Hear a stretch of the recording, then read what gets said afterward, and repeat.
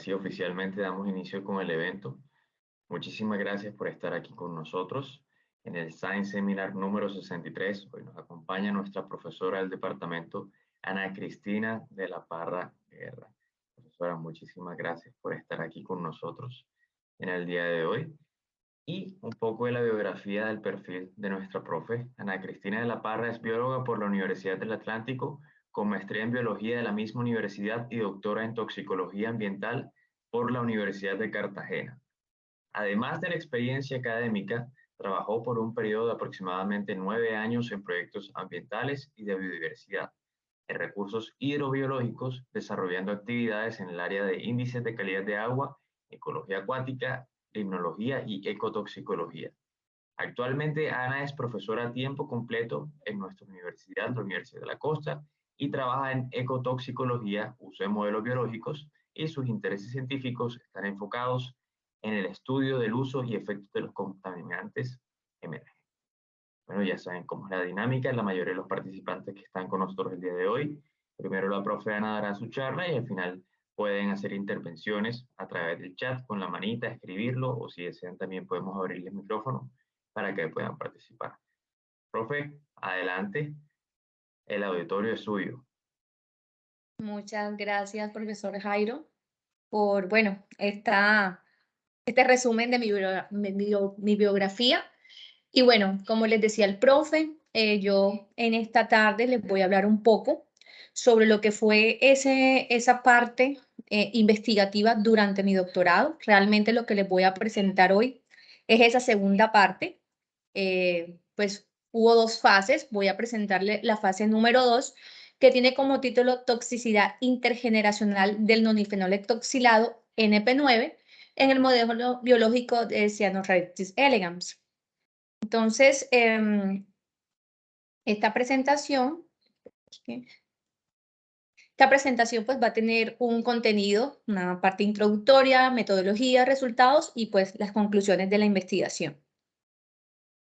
A manera de introducción, pues les comento que es la segunda fase porque la primera fue más que todo evaluar la toxicidad como tal de dos compuestos catalogados como contaminantes emergentes, disruptores endocrinos, que es el nonilfenol y el nonilfenol etoxilado NP9, conocido común en la industria como tergitol, sobre todo en la industria de detergentes, de jabones líquidos, desinfectantes, y toda esta parte.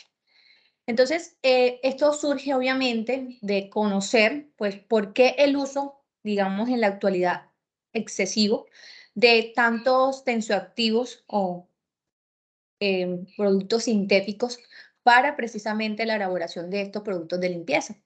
Pues esto surge de una historia, ¿verdad? Evolutiva, por decirlo así, de cómo eran esos primeros desinfectantes, cómo era, por ejemplo, el uso en los años 3000 antes de Cristo, por ejemplo, sobre azufre jabonoso, en aquel momento eran con unas características completamente diferentes, un poco más naturales. Luego, en el siglo VIII, pues era un producto muy barato, de fácil acceso, y aquí empieza también una transformación en la historia por el tema de la asepsia.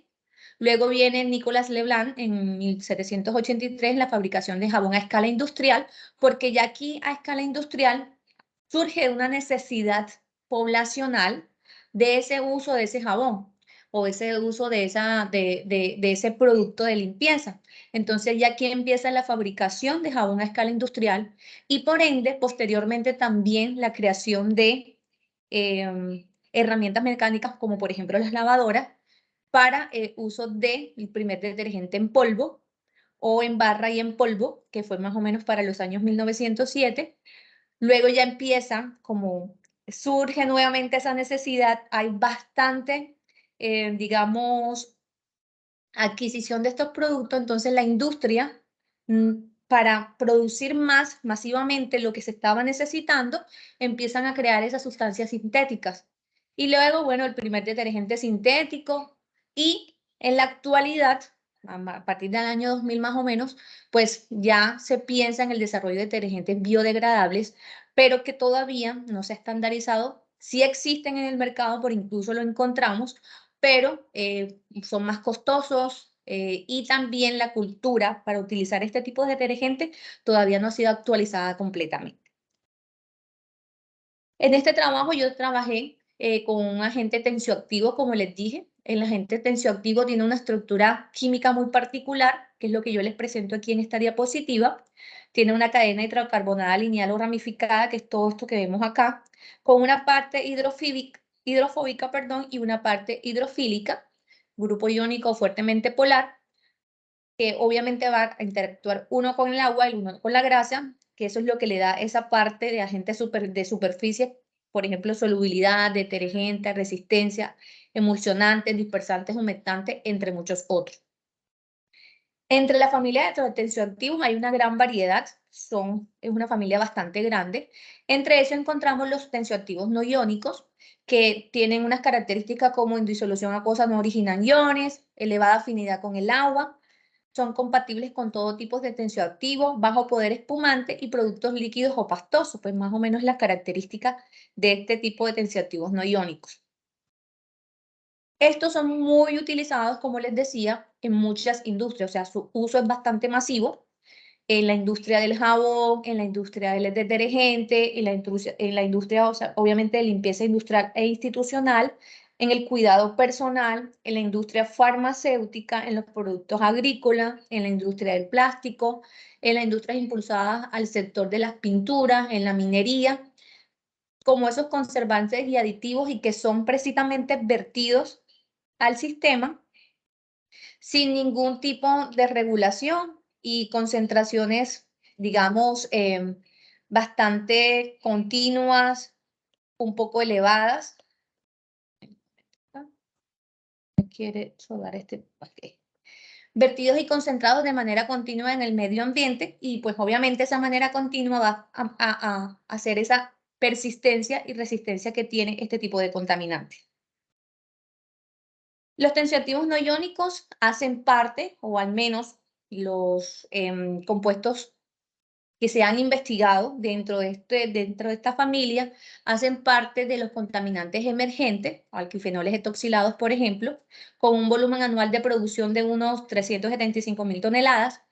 Y la preocupación es por conocer precisamente cómo es el efecto o qué ocasiona este tipo de contaminantes en el medio ambiente y por ende en la salud humana. El nonilfenol etoxilado, como les decía, es más que todo utilizado en detergentes, dispersantes, emulsionantes y solubilizantes y constituyen aproximadamente el 80% de la producción y está alrededor de 100.000 toneladas. Ojo que aquí, este dato que le estoy dando acá es el de nonilfenol etoxilado ya específicamente. Y el dato que le doy acá arriba es más que todo alquifenoles etoxilados, o sea, la familia al cual entra el nonilfenol. Tienen algunas características químicas. Aquí les muestro dos. El nonilfenol, que fue en la primera fase, como les dije, el trabajo parte de dos fases. La primera fue evaluar los efectos tóxicos del nonilfenol independiente y del nonilfenol etoxilado NP9. El nonilfenol es precisamente el que se usa como materia prima para crear los otros tensioactivos, pero que a la final, cuando entra en esa matriz agua, el ciclo que tiene, el que entra es el NP9, pero por procesos de biodegradación termina nuevamente al metabolito final, que viene siendo en este caso la misma materia prima original. O sea, un jueguito de palabras. A veces nos podemos perder aquí un poco. Se utiliza nonilfenol para crear los nonilfenoles etoxilados.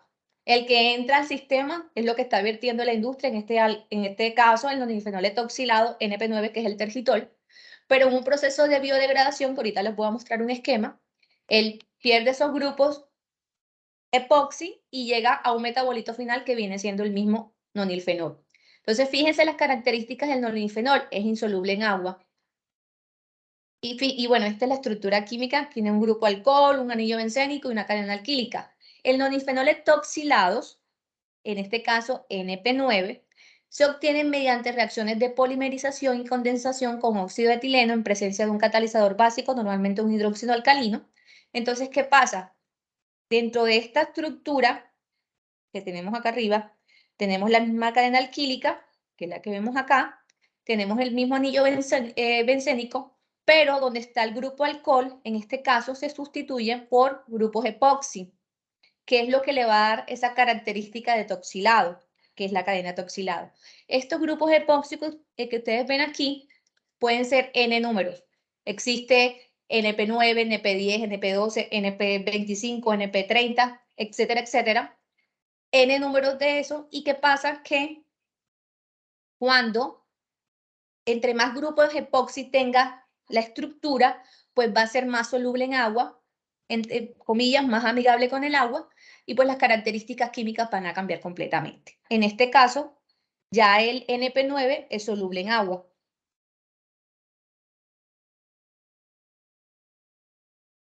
Las fuentes de contaminación de este grupo es netamente antropogénica, no existen contaminación por fuentes naturales.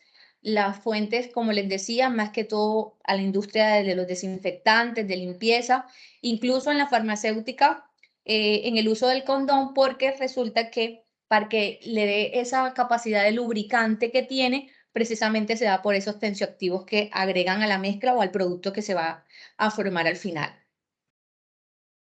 Este es el ciclo que yo les comenté. Este ciclo lo elaboré teniendo en cuenta precisamente esas características del tergitol, que es el NP9. Entonces, fíjense que está el vertimiento, lo que ingresa al sistema, al ciclo del agua, es precisamente el tergitol. Luego, por un proceso de biodegradación por bacterias, termina un metabolito final, que es el NP, que obviamente es más persistente, menos insoluble en agua, y por ende, por medio de la cadena trófica, va a haber un proceso de bioacumulación a través de los animales del fondo, el fitoplancton, el zooplancton, y un proceso de biomagnificación por esa cadena trófica. Más o menos la vida media del NP o el nonifenol es de más de 60 años en los sedimentos, entonces fíjense la persistencia que tiene. Y la vía de exposición que nosotros tenemos al final es por ingesta de alimentos o de agua contaminada con este tipo de compuestos o contaminantes y pues genera efectos en nosotros.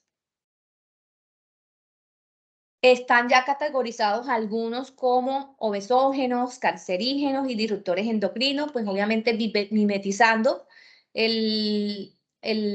las actividades normales de nuestra hormona natural 17-beta-estradiol, porque si se dan cuenta la estructura química es muy similar, entonces ellos mimetizan y bueno, en la cascada de señalización empieza ese problema afectando y catalogándose como disruptores endocrinos. ¿Por qué efectos intergeneracionales y transgeneracionales? Pues ya en la primera fase nos dimos cuenta que sí existía contaminación por nonilfenol y NP9 con las diferentes baterías de concentraciones que nosotros evaluamos, y ya después lo que quisimos ver es si en NP9 habían efectos transgeneracionales o intergeneracionales, o sea, si lo que exponemos o lo que presentan los padres también lo manifiestan los hijos. Entonces, para eso utilizamos el modelo biológico de C. elegans o Caenorhabditis elegans, que es un nematodo de vida libre, el cual está muy bien estandarizado como modelo biológico, y nosotros evaluamos en este modelo esos efectos intergeneracionales.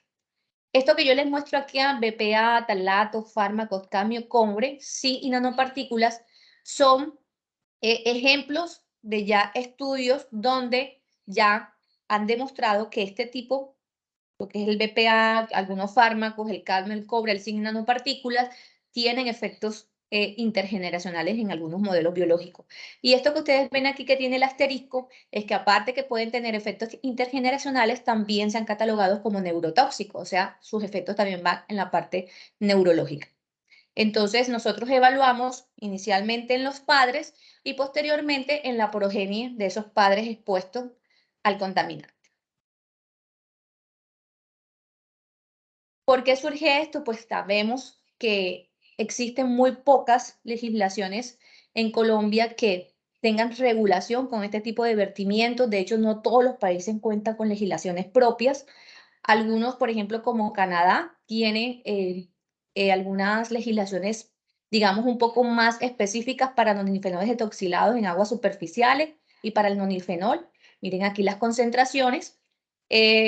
Para lo que es la parte de Sudamérica es más que todo en detergentes en general, o sea, el detergente es una familia bastante grande, o en tensioactivos en general también, que es bastante grande. No son tan específicas esas legislaciones como son en Europa, en la parte europea o en la parte de Canadá, y por ejemplo en Australia la parte de detergentes en vertimientos industriales.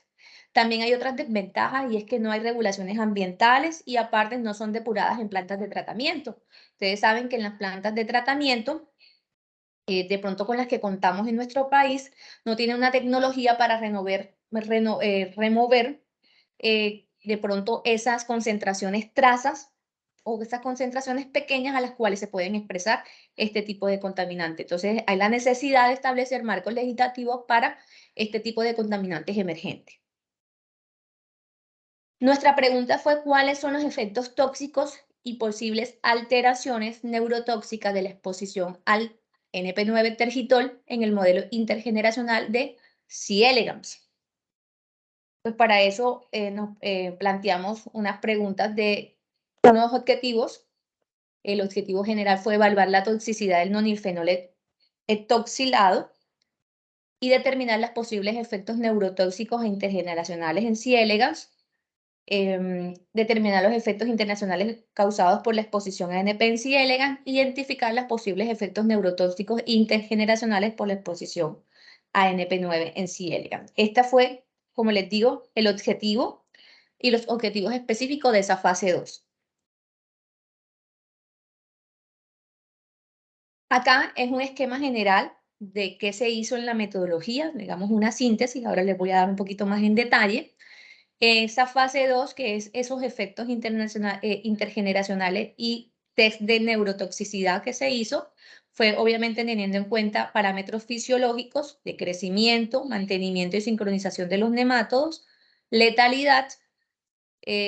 Los parámetros fisiológicos fueron sobre los padres y la primera progenie, el perfil de expresión génica y test de neurotoxicidad también se dio sobre los padres y esa primera generación. En los parámetros fisiológicos, locomoción, crecimiento y esperanza de vida, y en el perfil de expresión génica, genes reportero GSP, que son cepas transgénicas asociadas a una ruta metabólica específica, y los ensayos con QRT-PCR en tiempo real, PCR en tiempo real, y hicimos un análisis estadístico, más media del error estándar, normalidad, ANOVA, post-test, que bueno, eso es lo que vamos a presentar como los resultados. Para esta fase 2 se hizo un diseño basado ya en el experimento de C. elegans como tal, porque teníamos, obviamente, lo que le mostré ahorita fue el diseño metodológico general, lo que nos íbamos a medir, los endpoints que íbamos a tener en cuenta, pero ya acá fue el modelo de esa fase experimental usando el modelo biológico. Entonces, fíjense que aquí tenemos un grupo 1, un grupo 2. El grupo 1 corresponde precisamente a los padres, esa exposición a los padres. Inicia en una exposición a los nemátodos en un estadio larvario llamado L1. Aquí tenemos las diferentes concentraciones a las que vamos a evaluar esa generación con un grupo control. Esa exposición es a 48 horas, 20 grados centígrados y termina en L4. En L4 es donde nosotros vamos a observar y vamos a medir esa letalidad, esa locomoción, el largo y el ancho del cuerpo, en este caso como crecimiento, expresión génica, esperanza de vida y los genes asociados a neurotoxicidad que se hizo con PCR en tiempo real. Un grupo 2, que ya entonces esa exposición a padres, pero ahí no termina nuestro experimento, sino que sigue a esa exposición y esa evaluación de los endpoints al final a los hijos, a la primera generación. Entonces, ¿cómo se diseñó? Primero empezamos exponiendo a los padres, su grupo control, al NP9. Empezamos en el estadio larvario L1 durante 48 horas, 20 grados centígrados y termina en estadio L4.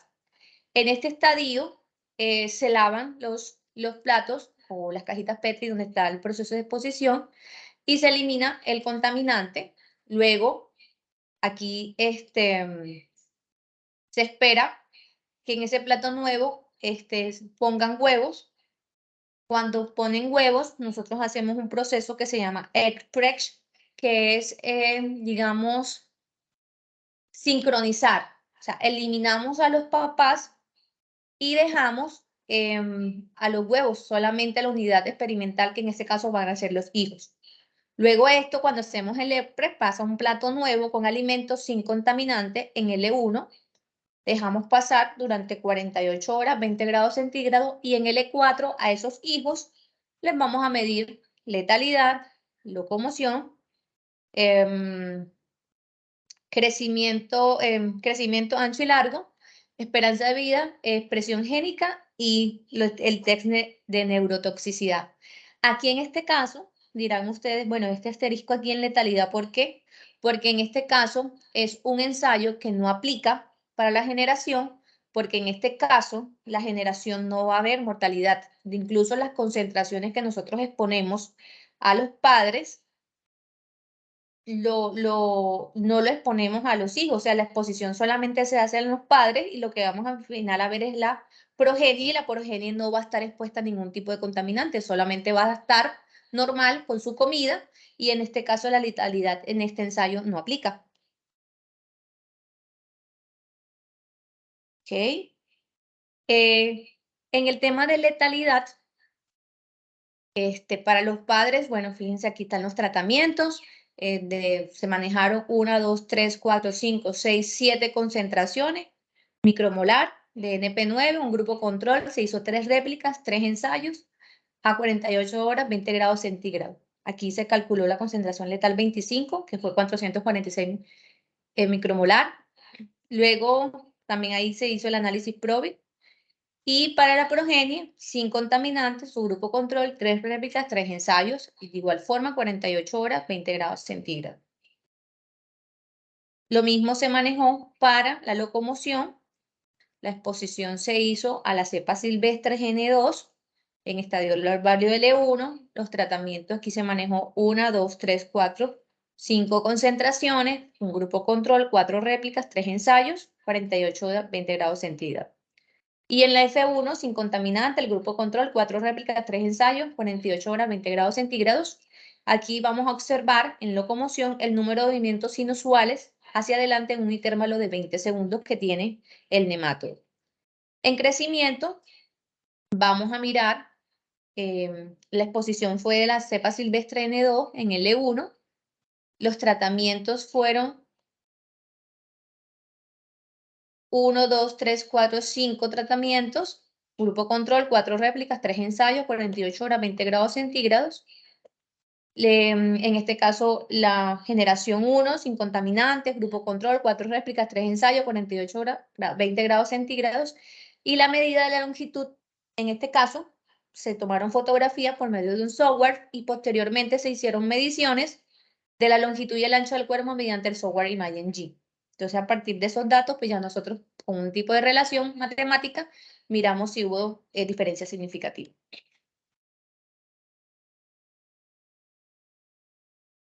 Me pasé aquí. En la esperanza de vida, pues también fueron expuestos, este es un ensayo un poquito más largo, aquí fueron expuestos la cepa silvestre a estadio larvario L1, los tratamientos 1, 2, 3, 4, 5 concentraciones, grupo control, 3 réplicas, 2 ensayos, en este caso 2 ensayos porque el ensayo es bastante largo. En este ensayo, si se dan cuenta, es contar vivos y muertos diariamente hasta que todos los gusanos mueran. La esperanza de vida hasta que quede el último gusano del experimento.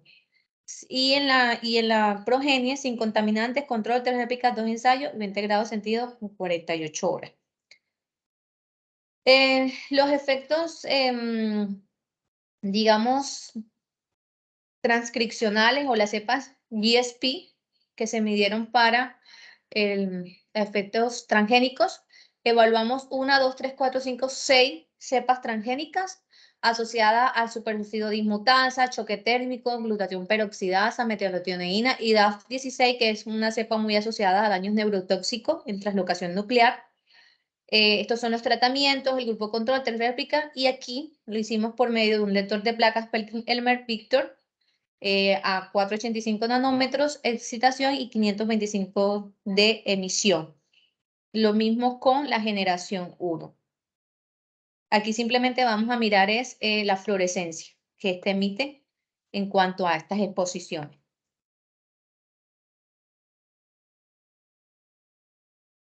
Por último, está la parte de la extracción de ARN ya para mirar el test de neurotoxicidad. En esta parte, la extracción de ARN, preparación del ADN copy con nuestros gusanos expuestos en L4, empieza a hacer todo este proceso y ya al final se agregan, utilizamos el método de PCR en tiempo real con Tagman Proof, no con Cybergreen, y aquí pues montamos en nuestra microplata nuestras muestras con nuestros genes asociados a neurotoxicidad. Estos son los genes, nuestro grupo control, y luego se lleva al termociclador para mirar los ciclos el de PCR en tiempo real y a partir de ahí pues hacer nuestros cálculos. Eso se hizo tanto para los padres como para la generación. En la parte de los análisis estadísticos, pues almacenamos y organizamos en Microsoft Excel nuestros datos, estadísticas descriptivas inicialmente, análisis de Probes para la concentración, para la curva de concentración-respuesta. También pues, verificamos la homogeneidad de varianza, la normalidad mediante las pruebas de Kolmogorov, pruebas no paramétricas y pruebas de comparación múltiple post. Con estos software estadísticos que vemos acá, GrandPad Prisma y PAS. Aquí se tuvo en cuenta el nivel de significancia estadística de menor a 0.05. Ya para nuestros resultados, bueno, aquí les muestro el de letalidad y locomoción. Aquí vemos el de letalidad. Si se dan cuenta, bueno, acá yo coloco la concentración letal 50, tanto de la generación, de los padres como de los hijos. Y miramos, aquí tengo esta barrita roja, nos está mostrando que definitivamente hubo una diferencia significativa de la letalidad con respecto a las concentraciones una vez estaban en aumento y diferencia significativa entre las diferentes generaciones. Entonces, esto es lo que podemos observar acá. Miren, si se dan cuenta, empieza a haber letalidad a partir de la concentración de 500 micromolar y esta va aumentando pues a partir que vamos aumentando las concentraciones del tergitol. Y con respecto a los padres y a la progenie, hubo diferencias significativas, pero también se muestra esa concentración dependencia que tienen con respecto a las concentraciones expuestas. En locomoción, también vemos sobre todo muy enmarcado en la generación 1, esa disminución que hay del número de movimientos a medida que va aumentando las concentraciones del tergitol. Y hay algunas diferencias significativas en algunos de los tratamientos con respecto a los padres y a los hijos. Lo vemos en la concentración 62, 125 y 250 y 500 prácticamente. En la única que no vemos diferencias significativas es en la última concentración expuesta.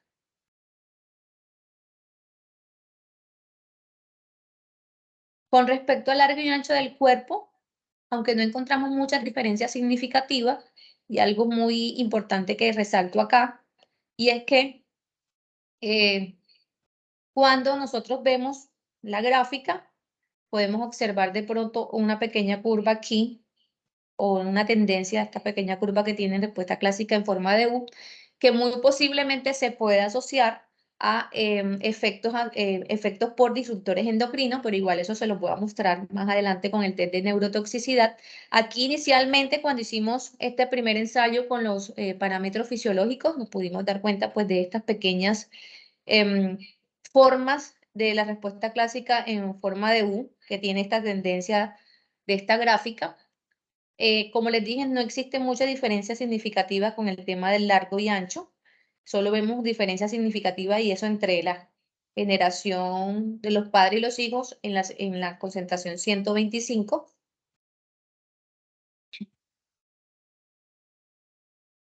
Y acá también se encuentra un poquito la tendencia a la curvatura, pero se ve más notable en la primera gráfica que vemos acá, que es la parte de la longitud del cuerpo y esta es el ancho del cuerpo.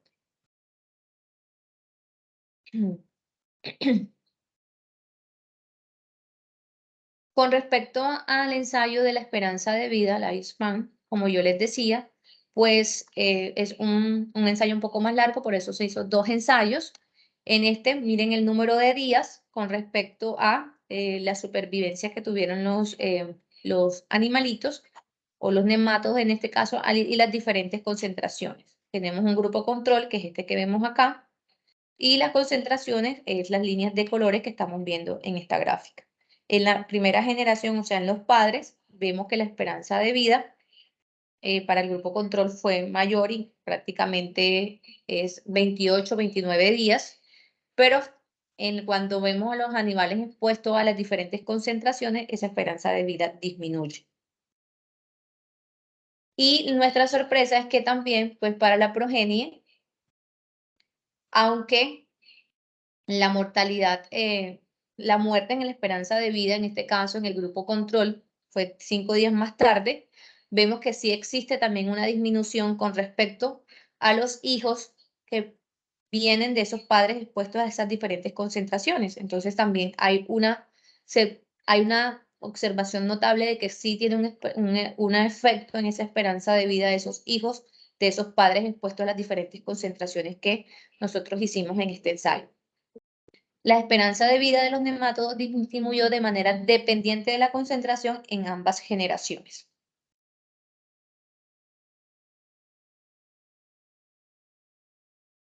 Con respecto a las cepas transgénicas, en la parte para expresión génica, si nos vemos en esta primera gráfica que es para los padres, nos damos cuenta que no existen diferencias significativas, pero sí se dan cuenta que la tendencia a la curvatura es muy similar, sobre todo en la cepa DAF, la parte neurotóxica de la superóxido dismutasa, que es estrés oxidativo, igual que la GPX6, que es glutatión peroxidasa, y en la metalotioneína, que es asociada a metales. Y aquí en choque térmico vemos, lo resalto porque fíjense que aquí hay una tendencia muy extraña y es que en la concentración más pequeña vemos una diferencia significativa y posteriormente la curva aumenta un poco, o sea, aquí sí hay una tendencia a concentración dependiente y acá vemos es la curvatura en forma de muy asociada a efectos que tienen disruptores endocrinos, viendo diferencias significativas siempre en las últimas concentraciones expuestas. Con respecto a los hijos, vemos diferencias significativas en la ruta neurotóxica, en todas las concentraciones, en la parte de estrés oxidativo, SOD4 y glutatión peroxidasa, también vemos diferencias significativas. Y en el choque térmico vemos diferencias significativas solo en la última concentración expuesta, igual que metilotinoína en las 2 últimas concentraciones.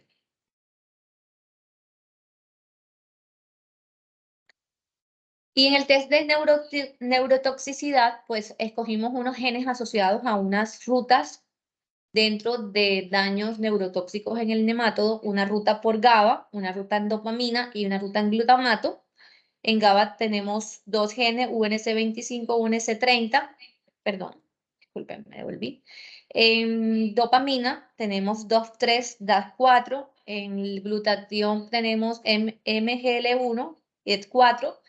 La escogencia de estos genes fue en bases de datos o en bancos de bases de datos relacionados a esta ruta en el catálogo que tiene el nematodo C. elegans. Él tiene una página web donde están todos los genes. Ustedes saben que este es un nemato que está completamente todos sus genes están codificados, los podemos encontrar en esta base de datos. Todos estos genes nos dicen qué ruta específica están desarrollando, en este caso las rutas de la dopamina, glutamato y el GABA, y pues toda la secuencia de estos genes también se encuentran ahí, y ustedes saben que, bueno, el nematodo C. elegans tiene una homología más o menos del 80% con nosotros los humanos, y por eso también es un modelo que está bastante estandarizado. Aquí vemos diferencias significativas, concentración dependiente, en algunos casos, por ejemplo, en la ruta de la dopamina, y acá vemos, fíjense, la respuesta bimodal que sube y baja la expresión, sube y vuelve a bajar, baja la expresión, sube y vuelve a bajar, que es también muy común en compuestos relacionados a disruptores endocrinos, como les decía. Este para el caso de los padres, y para el caso de los hijos, fíjense que cambia un poco, es más concentración dependiente para la ruta del GABA, para la ruta de la dopamina, y con una pequeña diferencia en DAT1, y en el glutamato también es un poco concentración dependiente, mostrando diferencias significativas. Entonces, estos son los datos de los hijos. Y bueno, aquí, para terminar, esto es un resumen de prácticamente todo lo que se hizo durante esta segunda fase. Todo lo que yo les acabo de mostrar lo resumimos en este graphical abstract, donde prácticamente muestra cómo fue nuestra exposición y a la final qué fue esos endpoints que tuvimos en cuenta a la hora de evaluar este trabajo. Como conclusiones, el NP9 induce efectos intergeneracionales evaluados en C. elegans.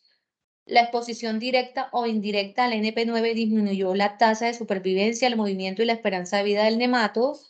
La longitud del cuerpo fue un indicador de daño al nematodo y posible al sistema nervioso central, parámetro que disminuyó de manera concentración dependiente. La esperanza de vida se redujo por NP9 en los padres y en los hijos, pero el efecto fue mayor en los padres. El NP9 indujo respuestas no monotónicas en marcadores de crecimiento y neurotoxicidad, y el NP9 moduló la expresión de varios genes, incluidos genes implicados en el estrés oxidativo, GABA, glutamato y dopamina. Y bueno, con esto termino. Muchas gracias. Muchísimas gracias, Ana, por tu presentación. Abrimos este espacio ahora para las preguntas del público. Si alguien de pronto tiene algún tipo de pregunta, puede alzar la manito o puede escribir su pregunta por el chat. Profesor Carlos Ignor está pidiendo la palabra. No todos, si quieres dar palabra a los demás y cuando hay espacio yo hago mis preguntas. Creo que William tenía la mano usada también. Sí, el profe William. Profe William, ya le voy a activar aquí el micrófono para que usted pueda hacer la respectiva pregunta. Ok, profe, saludos a todos, ¿cómo están? Bueno, profesora, ahora una preguntita ahí. Vámonos ahora a la parte, digamos, comercial, a la parte del diario vivir, ¿no? Al comienzo usted empezó hablando un poquito de historia de los diferentes tipos de detergentes. Entonces, en su experiencia, ¿usted cree que la calidad, pues, del jabón o digamos de detergente al de la época anterior con los nuevos detergentes, por lo menos los biodegradables, ha mejorado o ha desmejorado desde su experiencia? Eso es una pregunta de doble filo. Este, sí, digamos que bueno, en el tema, si lo vemos desde la historia, ha mejorado, ¿verdad? Porque obviamente en la historia, precisamente, el tema de la asepsia, el tema de la higiene fue un problema. Incluso cuando aparece el lavado de manos, cuando aparece la asepsia, el alcohol, pues obviamente ayudó a que disminuyera la mortalidad, porque había mucha mortalidad de personas jóvenes, porque precisamente no había la asepsia necesaria. Lo que pasa es que obviamente eso trascendió cuando aumenta la necesidad de la población en querer más y más y más, y nuestra vanidad, incluso son cosas que hemos hablado en el semillero. Hay mucha vanidad del querer, no, es que yo no utilizo este jabón porque no es espumoso, entonces si yo tenemos preceptos culturales muy raros, si no es espuma, no me sirve. Tiene que hacer mucha espuma para que sirva, para que lave, porque si no me hace espuma, no me sirve.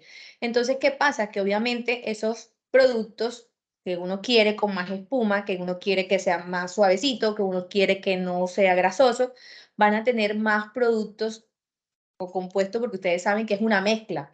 Nosotros en un producto de esto no encontramos solamente altergitol, encontramos una mezcla de compuestos, una mezcla de contaminantes, y muchos son sintéticos que precisamente están alterando mucho la parte ambiental porque tienen este tipo de efectos tóxicos. Entonces, digamos, no es que si desmejoró o no desmejoró, sino que nosotros mismos hemos hecho que vayan y busquen otra forma a la industria de satisfacer esas vanidades y necesidades, pero sin tener la parte ambiental presente. Ahora, la actualidad, es que se está haciendo esa actualización de mirar qué productos podemos reemplazar que sean más amigables con el ambiente, porque ya vemos que hay un problema, ¿verdad? Entonces surgen estos detergentes biodegradables, ecoamigos, pero que a la final hay se suma otro factor y es el factor económico. Si nosotros vamos al mercado, pues estos son más costosos. Y estoy seguro, profe, que si usted va al mercado, lo primero que ve son los precios y usted no va a coger el detergente más caro que si no se va a ir por el detergente más barato. Entonces, esas son cosas también También se mira la culturales. calidad. Exactamente, Eh, también. Bueno, bueno, la segunda pregunta es, pues, bueno, primero creo que es un mito, digo yo acá, sobre lo de que de espuma o no de más espuma, la calidad, de que el que da más espuma es porque tiene más calidad. Considero yo que es un mito. Bueno, la segunda pregunta es, ¿qué ventaja hay, pues, del detergente clásico, ¿no? O con el detergente biodegradable. ¿Cuál es la ventaja que hay de utilizar uno o el otro? Hay que mirar qué contiene. Porque yo puedo, con marketing, yo puedo decir ecoamigable, pero si yo no reviso la tabla de los ingredientes que tiene y ya yo más o menos que sé, no, pero si tiene DB9, si sigue teniendo tensioactivos tal, o sea, no es ningún ecoamigable. Estamos viendo que está manteniendo la misma productos que no son amigables con el ambiente. Entonces tenemos también que tener esa cultura de revisar esa tabla de ingredientes, qué es lo que realmente nosotros estamos comprando. Y eso no aplica solamente para detergentes, sino para muchos productos que nosotros ingerimos también. Eso hay que tenerlo en cuenta. Y el tema de mito, profe, puede ser mito, pero es un mito que está. Y si está, la gente lo va a seguir haciendo, o sea, va a seguir escogiendo por ese tipo de mitos. Porque como le digo, también es cultural, social y también en la parte educativa.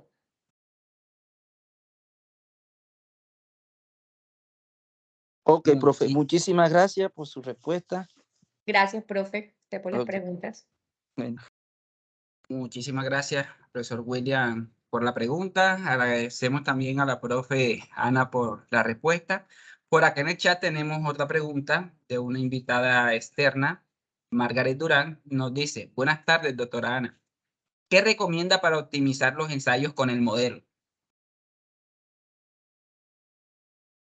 Bueno, el modelo, pues nosotros que siempre estamos leyendo, ¿verdad?, artículos muy asociados al uso de este modelo, existen a veces, nos podemos encontrar en el laboratorio cuando estábamos precisamente manipulando, podemos encontrarnos en hacer pequeñas modificaciones de pronto a metodologías que ya están estandarizadas, porque de pronto hay factores externos, factores metodológicos, de pronto herramientas tecnológicas que no son las mismas y nosotros tenemos que adaptarnos a lo que nosotros tenemos. Entonces, a veces a partir de ahí surge, digamos, el implementar otra técnica que resultó ser igual de beneficiosa a una que, por ejemplo, tenga un equipo más robusto. Entonces, yo creo que eso más bien va saliendo de la experticia o la experiencia que vamos teniendo en el laboratorio. De hecho, una de las cosas que han optimizado en el estudio de C. elegans en estos últimos años, anteriormente cuando yo empecé, que fue hace 5 años más o menos, 6 años, pues en los artículos tú podías trabajar solamente con 2 ensayos, tantas réplicas, pues ahora vemos que exigen más, ya no 2 ensayos, sino 3 o 4 ensayos independientes, que tengas más números de réplicas, porque obviamente eso va a permitir que sea más, digamos, tus datos sean más robustos, tus datos sean más confiables, y para una de las cosas que las revistas exigen es eso, en ese caso. Y obviamente trabajando en nuevos tipos de parámetros fisiológicos que podemos ver que las herramientas son muy asequibles y hay que ir cambiando, no quedarnos siempre con lo mismo, letalidad, locomoción, crecimiento, sino ir implementando esos nuevos endpoints que están proponiendo. Muchas gracias, profesora Ana. Por acá también tenemos una preguntita del profesor Miguel Rodríguez, inicialmente felicitándola por su charla. Nos comenta, muy interesante, ya que se nota un aumento en la expresión de los genes observados. ¿Eso implica que ha ocurrido mutaciones en el ADN del C. elegans? Sí, de hecho, o sea, de hecho el C. elegans es, como yo les decía, es un modelo muy, muy estudiado, demasiado. Y incluso tienen una propia página. Ustedes van y pueden encontrar el workbook, o sea, libros donde trabajen todo la parte estructural que tiene, la morfología que tiene el animal. Ahí está el World Bank, que es donde está todos los genes asociados al C. elegans, qué maneja cada gen, cuál es la ruta de cada gen. Incluso está en la Universidad de Massachusetts, si no estoy mal, que no me equivoco, el banco donde tú puedes adquirir las cepas, simplemente te registras, buscas el gen que quieres, pues según el objetivo de tu trabajo, y lo compras, y las cepas están costando entre 8 o 10 dólares. Es muy fácil adquisición, todo el tiempo están pendientes. A veces la demora es cuando llegan acá a la aduana, que a veces hay a veces problemas ahí para salir, pero siempre llegan. Y las cepas transgénicas, pues son cepas que ya vienen modificadas genéticamente para que tú monitorees esa ruta que tú quieres trabajar en el nemato, ya sea una vía estrés oxidativo, ya sea una vía por metaloteneína, por metales pesados, etcétera, etcétera. Teniendo el objetivo que tú tienes, pues ya esas cepas transgénicas vienen precisamente con esa proteína GFP verde fluorescente, que es la que tú vas a monitorear una vez expones el animal. Muchas gracias, profesora. Profesora, acá tenemos otra pregunta.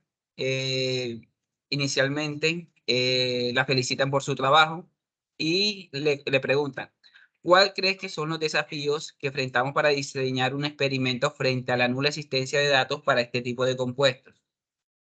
Que siga ahora. Ana, antes, si puedes minimizar la ventanita que tú tienes sobre tus diapositivas, para que quede tus diapositivas en muestra, por recuerda que essa aqui aparece aí Aquí, ao lado, el otro botón, ese maximizar al lado à esquerda, más al lado a la izquierda, ajá, ahí, sí, ya. perfecto. Sí, ahorita lo tenía así. Por eso a veces me quedaba como un poquito pausada porque tenía que mover y a veces no la agarraba y no movía. Disculpa, Tolosa, ¿cuáles son los desafíos? ¿Cuáles crees que son los desafíos que enfrentamos para diseñar un experimento frente a la nula existencia de datos para este tipo de compuestos? El ¿Qué sigue desafío. ahora? Se ha comenzado a tocar puertas para la creación de políticas públicas encaminadas a proponer concentraciones límites aceptables en los cuerpos de agua. Sí, ya se ha empezado. De hecho, el desafío es grande, realmente es grande, porque digamos que nosotros como investigadores, el paso que llevamos o el ritmo que llevamos no es tan acelerado como el ritmo de que lleva ya la contaminación, ¿verdad? Y como yo les decía, pues contaminantes emergentes son muchos, son muchos. Y lo poco que nosotros podemos estudiar, pues vamos trabajando un compuesto específico dentro de una familia, dentro de un grupo grande, que obviamente, si yo estoy evaluando el NP9, de pronto el NP12, puede que tenga un comportamiento similar, pero de todas formas, químicamente tiene un cambio que de pronto yo encuentre cosas nuevas. Entonces, es difícil que vayamos a ese ritmo de aceleración que lleva el proceso de contaminación o, digamos, ahora que se suma a los contaminantes emergentes, de pronto esta urgencia de conocer mucho el tema de fármacos, porque hay muchos fármacos que también ya están catalogados como contaminantes emergentes. Y aún así, también el tema de que muchos se clasifican como disruptores endocrinos. Entonces, el desafío es grande, porque como les digo, el ritmo no es el mismo. Y con el tema de que hay regulaciones, se trabaja, pero se trabaja al ritmo de lo que vamos encontrando en lo que vamos encontrando en nuestra investigación. Pues a medida que nosotros hacemos nuestra investigación, un proyecto, lo presentamos, empezamos a tocar esas puertas, llegamos a estos entes gubernamentales. Ustedes saben que el proceso para hacer ese cambio de que sea formar una ley para el límite máximo permisible, no solamente con un trabajo extenso de varios trabajos, entonces también ahí eso no es un proceso que sea tan rápido. Entonces se va paso a paso. Muchas gracias, profesora. Por acá tenemos otra pregunta, inicialmente felicitándola por su trabajo, del profesor Fabio Fuentes. ¿Me podrías indicar las limitaciones que tienen este tipo de ensayos biológicos en los laboratorios? Bueno, limitaciones. El modelo es muy sencillo. Digamos, los equipos que se necesitan también son asequibles, no son tan costosos, pues una incubadora, que es donde se mantiene el animal en el grado del protocolo, 20 grados a 15 grados centígrados, es como su zona de confort.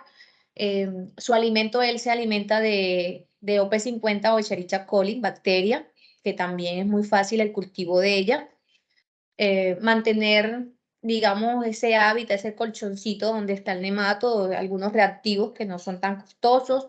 Hay que hacerles mantenimientos mensuales, anuales, dependiendo, perdón, mensuales o quincenales, dependiendo si tú estás trabajando o de pronto estás inactivo por un periodo. Entonces hay que hacerles mantenimiento.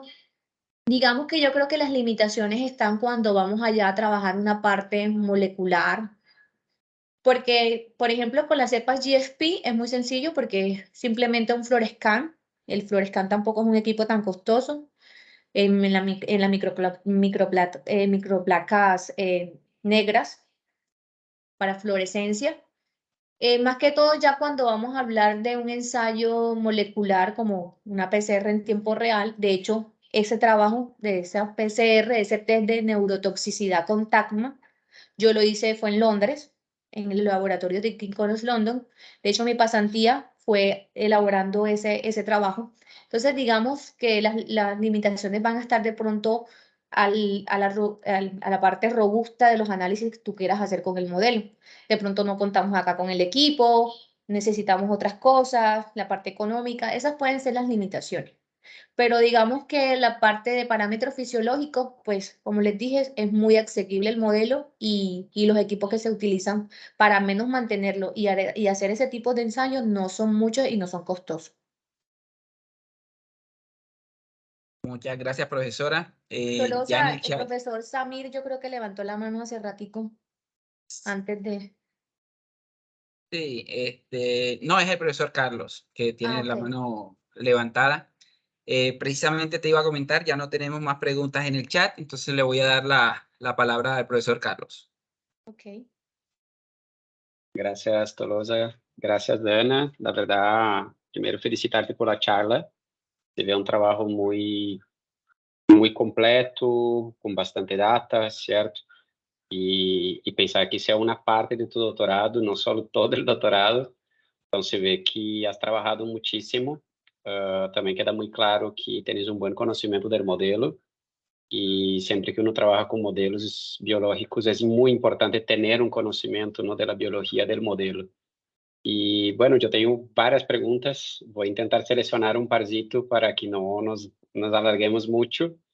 E a primeira é uma pergunta quizá menos técnica, porque tu sabe que acá temos entre assistentes físicos, matemáticos, químicos e quizá mesmo biólogos que não têm experiência com modelos biológicos para ensaios de toxicidade. E queria que tu comentara um pouco, por exemplo, é possível sacar conclusões a partir de tu trabalho, de um trabalho com C. elegans, hacia os efeitos desses químicos a los humanos?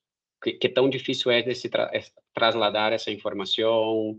Qual é o valor que agrega, não, em essa discussão se é tóxico ou perigoso a humanos, um estudo em ratas, ou em C. elegans, ou em peces? Comenta um pouquinho a los profes, porque creio que quizá entre o público no todos tienen claro el valor que eso agrega y también las limitaciones en ese sentido. Sí, esa pregunta que hace el profe es muy interesante porque de hecho nosotros siempre escogemos el modelo que vamos a trabajar en base a unos objetivos y pues la parte final es mirar si tiene efectos en nosotros, ¿verdad? Entonces, obviamente, la percepción es entre un animal o un modelo más grande, más semejante a nosotros, pues obviamente va a ser que nuestros resultados lo podamos, lo podamos escalonar a que a nosotros nos va a hacer ese tipo de efecto. En el caso de C. elegans, más que todo en efectos, pues primero queríamos mirar la parte ambiental, que es la matriz agua. Dirán, bueno, pero ese nemado todo está en el agua. Pues el C. elegans es un animalito que está como en una interfase, por decirlo así. Nosotros en su vida silvestre, no laboratorio, lo podemos encontrar en esa interfase de agua y suelo, incluso sedimentos, porque necesita una parte húmeda para crecer. Entonces, digamos que lo podemos usar tanto en trabajos que vayamos a trabajar suelo, sedimento y agua, o sea, está aplicable para esas tres matrices. Si ya de pronto queremos observar otro tipo de estudios más enfocados, digamos, a un organismo en específico, se utiliza mucho, por ejemplo, zebrafish en peces, que también es un modelo muy utilizado más para la matriz agua en ciertas cosas. Pero lo que dice la profe en el efectos humanos, pues una de las ventajas que tiene C. elegans es que tiene el 80% de homología con los genes de nosotros, con los genes. Entonces trabajamos, digamos, defendiendo el modelo en esa parte. Es un modelo que ya está estandarizado, es un modelo que tiene un ciclo de vida corto, es un modelo que tiene el 80-85% de homología con los genes humanos. Entonces, por tal forma, nosotros podemos llegar a unas posibles conclusiones que este puede afectar, nos puede afectar. Y bueno, también obviamente, digamos, complementando esa información con una revisión que tú hagas literaria del contaminante. En mi caso, yo no les mostré aquí porque eso hace parte de la fase 1, pero hay estudios en Alemania, en Suecia, en Asia, en México, donde ya han encontrado, donde hicieron trabajo, por ejemplo, en sangre, en orina, en leche materna, y en esas muestras encontraron concentraciones de nonilfenol. Entonces ya también hay una revisión literaria donde realmente ya hay evidencia de que está llegando a nosotros. Sí, Ana, yo creo que ese es un punto importante, ¿cierto? Porque creo que los biólogos tenemos quizá una visión del tema de evolución biológica y lo que tú has comentado creo que es importante que los demás entendan, ¿no? Especial a nivel molecular, hay una alta tasa de conservación, ¿cierto? Entre diferentes grupos de organismos, a nivel bioquímico, a nivel de biología molecular, y eso torna valioso el estudio de modelos también para entender esos mecanismos, que es muy difícil, ¿verdad?, de hacer ese tipo de experimento en humano. Incluso hay todo un tema ético muy complejo. Entonces, uno parte de los modelos más primitivos, más sencillos, hasta modelos más complejos. Y pienso que eso es importante siempre dejar claro a los demás que entiendan la importancia de ese trabajo, ¿no? Porque muchas veces uno piensa que está algo tan lejos y, bueno, la ciencia nos ha mostrado el valor de esos modelos también para intentar inferir y con alguna precisión en algunos casos el tema del efecto de los químicos, lo que pasa en esos modelos y lo que pasa en humanos. Ana, ahora voy a una pregunta un poco más técnica, ya curiosidad mía. ¿Tú puedes ir a los genes que ustedes han seleccionado para el experimento con GFP? Y claro, ese es el del test de neurotoxicidad, ¿verdad? Sí, yo quiero, porque quero que tu me confirmes algo que me quedou como, me quedei curioso. Ok. Ustedes han selecionado un par de genes Sí, Aí, volve. aquí, Volve. estos, ¿no? Estos son los Não, del test de neurotoxicidad, vamos a los GSP. antes. Sim, Estos, antes de FP, ok, isso. Eu queria esto. tentar entender, esse MTL2 é de metalotianeína, certo? Sí, Qual foi a hipótese que vocês plantearam, Ana, ao selecionar metalotianeína num trabalho de exposição com um tensoativo, com um detergente, certo? sí, porque metilotioneína está asociado mucho a metales pesados. Sí, Se, de hecho teníamos esa duda. De hecho, yo también, cuando él me lo sugirió mi tutor, yo le dije, profe, pero ¿por qué eso? ¿Qué tiene que ver?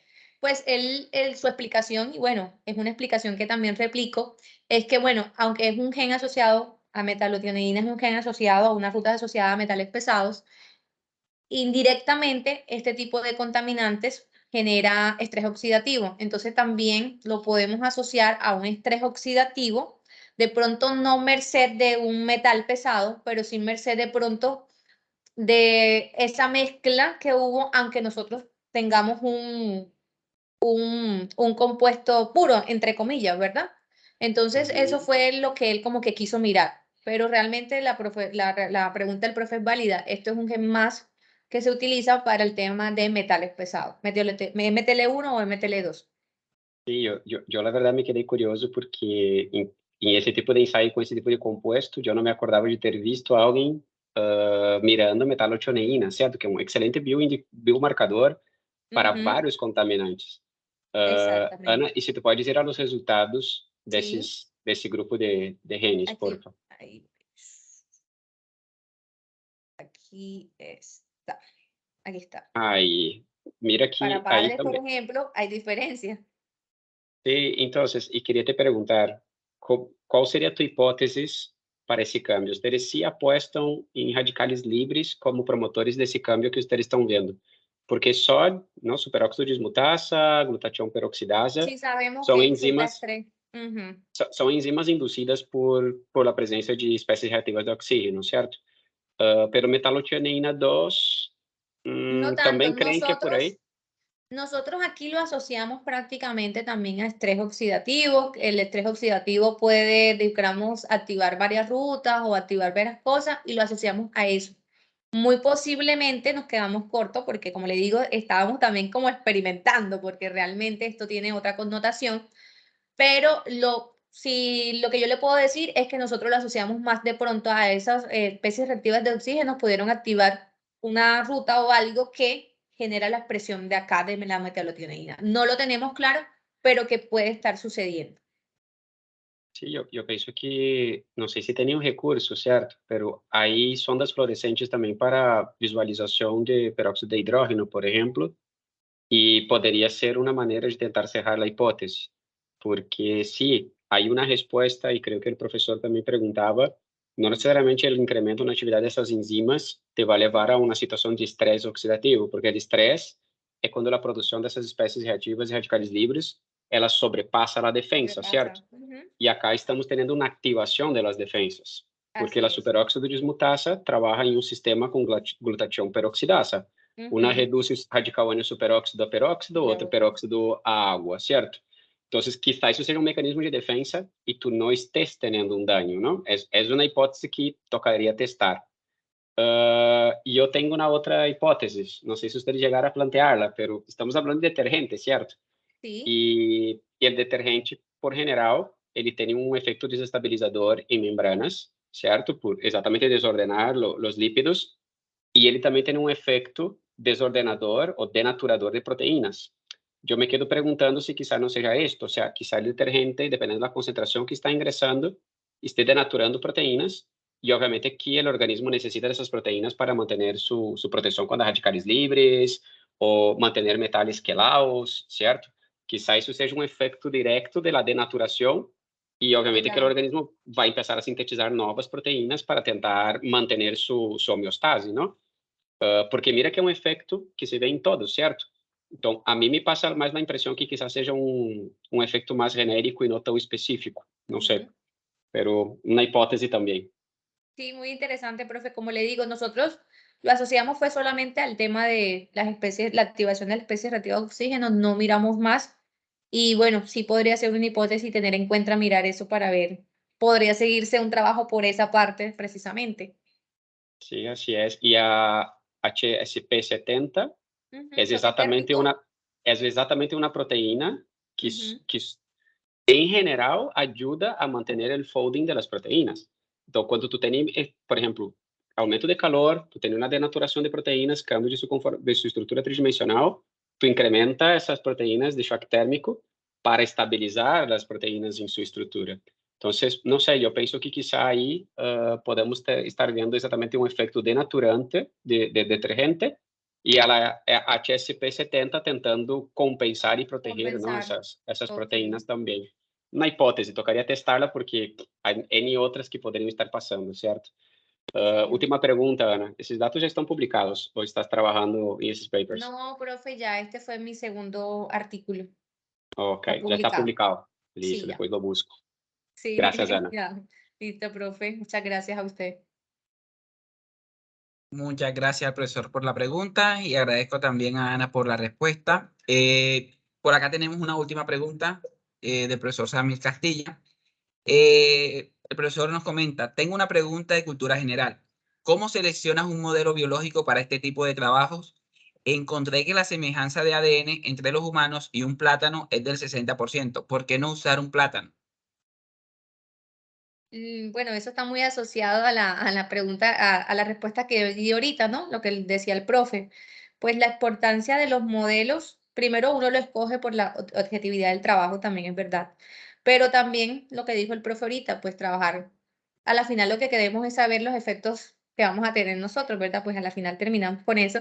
Entonces, con nosotros trabajar directamente, éticamente hay un problema y tendremos siempre a buscar lo más semejante a la parte humana. Entonces, siempre como de pronto, porque no ratones, conejos, que son modelos también un poquito más grandes. Lo que yo le decía al profe ahorita era que el C. elegans está estandarizado, ya tenemos todos los genes codificados, caracterizados, o sea, es más fácil buscar y tiene homología del 80-85% con los genes humanos. Entonces, ahí está la importancia. Así como dice el profe que el plátano el 60% homología, bueno, en este caso el C. elegans tiene de 80-85%. Entonces, es un buen modelo para trabajar, al menos testear este tipo de evaluaciones de efectos por ciertos contaminantes.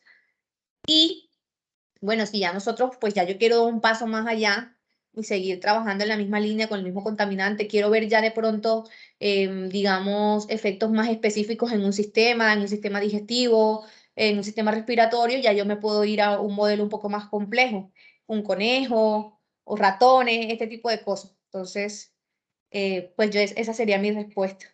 El profesor Ana, Carlos estaba levantando la mano. Sí. déjame porque tu sabes que eu he trabajado com modelos biológicos também bastante, Ajá, certo? sí. E creio que essa é uma pergunta que muitas vezes nos genera também em vários públicos e é um tema que nos genera, quizá, em determinadas partes da sociedade, movimento em contra o uso de animais em experimentação, em contra o uso de modelos biológicos. Então, vou aproveitar também e agregar a tu resposta, certo?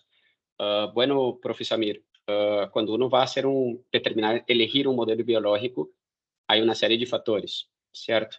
E o fator primário é, se tu podes trabalhar em humano, tu trabalhas em humano, ponto. Porque, obviamente, que o humano é o melhor modelo para humano, porque não é nenhum modelo, certo? É a espécie objetivo. Quando falamos em modelo, automaticamente estamos aceitando que há coisas que não são iguais à espécie objetivo, nesse caso nós outros, pero uno busca sempre trabalhar com um modelo biológico mais similar possível. Então, uno vai desde os modelos com monos e vai com mamíferos e bueno, vai bajando a escala quando possível. Há outros fatores, profe, que também é importante ressaltar, certo? Essa porcentagem de similitud genômica, recuerden-se que gene é na parte do processo. Há que ver como esse gene se transcreve, quando se traslada, e tem que ver que genes são esses. Pode ter certeza, profe, que o gene del banano, del plátano, da bactéria, da arqueobactéria, de qualquer animal acordado para metabolismo de glucosa es lo mismo, ¿cierto? Debe una homología altísima. La ruta es la misma, cambian, por ejemplo, algunos detalles en las enzimas. Pero hay otros cambios que son muy diferentes. Por ejemplo, el metabolismo secundario del plátano es completamente distinto del metabolismo secundario de nosotros. Entonces, ese es otro factor.